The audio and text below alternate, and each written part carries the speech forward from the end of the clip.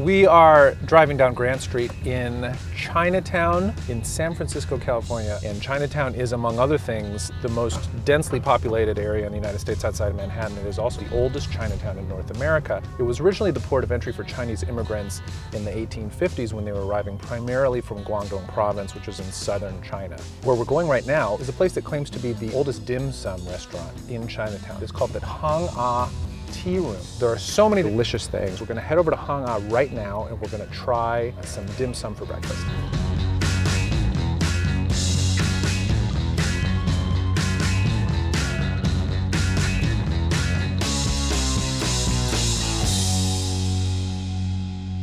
So back in the days, about, after 1849, when San Francisco was founded, this was the first street of Chinatown. So as the immigrants wave and the population grow, Chinatown grew from Sacramento Street all the way to Broadway. It becomes the largest Chinatown in America. Now my understanding is that this was the original port of entry from Chinese immigrants. Yes. And they were coming mostly from Guangdong province, is that right? Yes. There's a couple villages within Guangdong province. They can't really make it. Their land couldn't really grow much, and then they are not next to the ocean, so they aren't fishing as well. The allure of coming to America was to dig gold, right? To bring gold and find gold and bring it back home and build houses. And we're here since 1920. Now, is this your family in the whole time, or when did you come in? So we stumbled across this opportunity back in 2014. What we know of is there's at least about 4 or 5 families that ran this restaurant. And what really grabbed us is almost like a calling that we thought, hey, how cool is it for us, the Chinese American, to have the first dim sum restaurant in America. And we're able to basically put our stamp in this community and in San Francisco to say, hey, let's revitalize this. Let's bring this spot back to the greater public to know, hey, this is part of history. When you come to San Francisco, when you live here, you can be part of history and experience what it was like almost 100 years ago. So where did the recipes come from? So the recipe is passed down from generations to generations. Okay. So part of what our learning curve was to learn how to make every single thing. Yeah. And the claim of fame for this restaurant is the barbecue pork buns. Okay. It's very unique. It's different from other Chinese restaurants. The char siu bao. Char siu bao. So why is it different here? It's much more airy, fluffy. We make everything from scratch. Well, I'm really looking forward to trying these char siu bao. I love char siu bao. Yeah, and we'd love to have you guys. And now you guys are part of San Francisco history. That's right. And probably U.S. history. Amazing.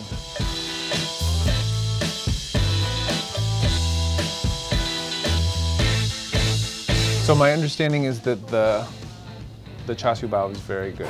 We're known for our barbecue pork buns here. Okay. So I will have an order of that. 1 order of the barbecue pork bun. I think I'd also like some of the ha gao. 1 order of ha gao. The siu mai. Siu mai. What do you think? Should I get the feng lor too?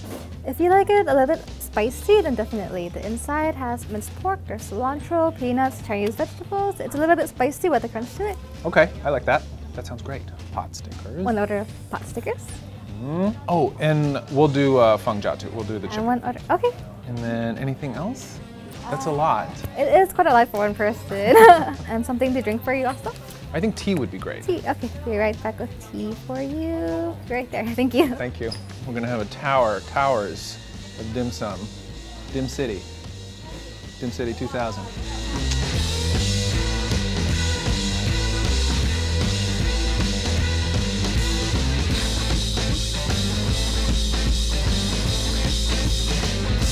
Did you grow up in the neighborhood?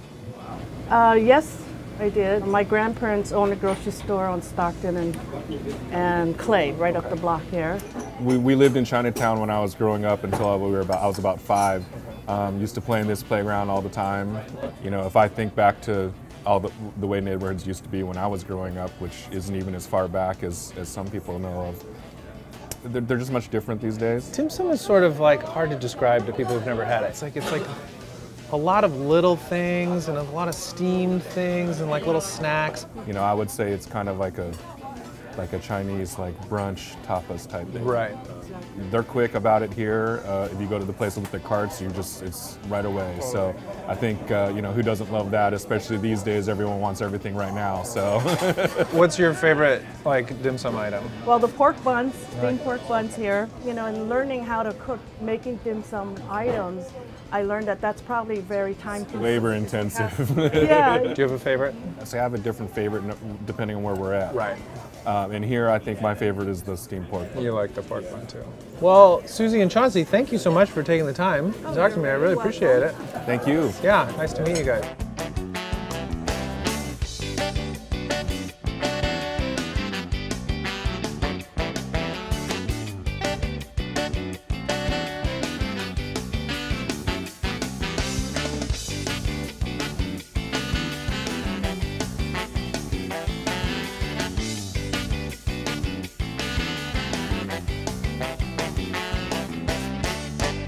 So why don't we just start with the bao here. Tender, slightly sweetened pork stuffed into this fluffy white bao, and the result is a really nice sweet savory combo. And these are good. I gotta make myself a little sauce. This is very essential to the dim sum experience here. We're gonna do a little soy, we're gonna do a little vinegar, and I'm gonna put some of this chili oil in it. Dim sum sort of means like a little something to eat. This is sort of vaguely what it means. A lot of these things were sold in conjunction with tea houses. Little snacks to go along with the tea, like siu mai. Siu mai literally means like sell something on the side. This is pork filling, and then sometimes this is the little orange dot is sometimes roe, sometimes it's carrot. It's sort of like a thin, tender wrapper enveloping slightly sweetened ground pork. Let's move on to the har gao, shrimp dumpling. Stretchy, vaguely chewy dumpling wrapper, stretched around plump bits of juicy shrimp. That is what har gao is. Siu mai and har gao are the two classics that you generally get when you go to a dim sum place. But there are more, like the feng luo. This one, I believe, is also stuffed with ground pork. It's also this slightly glutinous wrapper, and it's sort of closed to look a little bit like a clamshell. A lot of these dim sum specialties are just kind of standalone little snacks, but these are good. This has the minced pork, the peanuts, the scallions, also delicious. Let's go into pot stickers. Love pot stickers. Kind of like crimped wheat wrapper filled generally with ground pork, cabbage, scallion. I love pot stickers. Every New Year's, we would make pot stickers, and we would do it manually. We would chop everything, no food processors. And what we would do to prevent, because you start crying when you chop the onions, we'd cut eye holes out of a little piece of bread and put it on our face and wear a little mask. It looks ridiculous. It looks like some Eyes Wide Shut shit, but it worked to not make you cry. It's like a very nice, compact, slightly greasy, slightly burned and brown and bubbly from the bottom of the pan. Love it. I'm gonna move on to the feng jiao to honor my grandmother. She loves chicken feet. These are declawed chicken feet. There's no meat, it's just skin. And then you kind of just like gnaw on it. And this is what my grandma likes. And you have to take bones out of your mouth as you're doing it. And it tastes very like sticky and gelatinous.